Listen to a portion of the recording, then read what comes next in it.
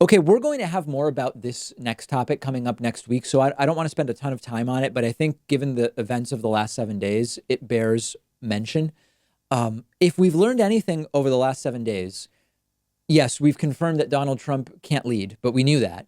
But we've also gotten reinforcement that Donald Trump is not going to go peacefully if he loses to Joe Biden in November. Now, I've said before, this is not some ominous conspiracy theory where Donald Trump will be able to stay in power indefinitely like a king. I continue to believe that if Donald Trump loses in November, he will leave. He will leave eventually, but he's going to do it under protest. And it's not going to be what we traditionally think of as a peaceful transition of power. Remember, he won in 2016 and has been arguing that it was rigged against him. OK, he won and has spent 3 years saying the results can't be trusted.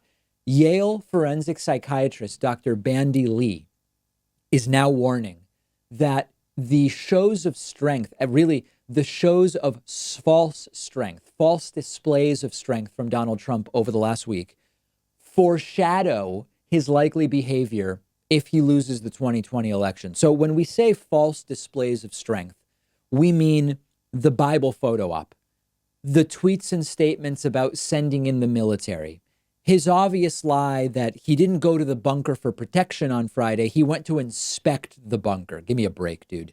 The idea is that all of these completely transparent shows of supposed strength are Trump laying the framework for continuing to build illegitimate power so that later in 5 months, he will question the results of the election. Here's another example.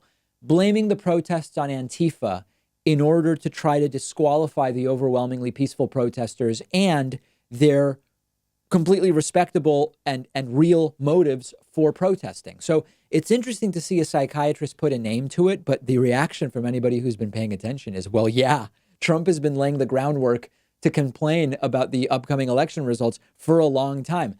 Democrats can only win if they cheat. That's another one that Trump has been using off and on for the last year. Trump has slowly been ratcheting up the authoritarianism, culminating so far Monday with his threat to send in the military against the demands of governors.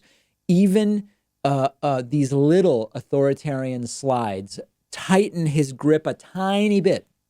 His priority has always been personal power, and we have to be prepared for him to challenge the results in November. And this is not about martial law. This is not about suspending elections and declaring himself king. I believe he will go, but we have to ensure that our institutions are actually prepared to remove him when it happens. And it may not even, even remove suggests someone's going to show up by force and remove Trump. It's more that our institutions just have to make it abundantly clear that if his term is ending, his term is ending. And if he's not reelected, someone else is coming in and that's it. And I still don't believe that there's going to be any removal by force.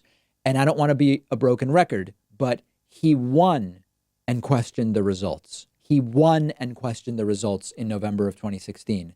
Just imagine what will happen if he loses. Let me know what you expect in November on Twitter, where you can find me at Pakman. You can also get the daily audio podcast of the show for free on your favorite podcasting app, whether it's iTunes, Spotify, Pandora, Google Play Podcasts, Stitcher, really whatever you want. Get the podcast. Let me know your thoughts about Trump in November on Twitter at Pakman. We have a packed show in store for you today.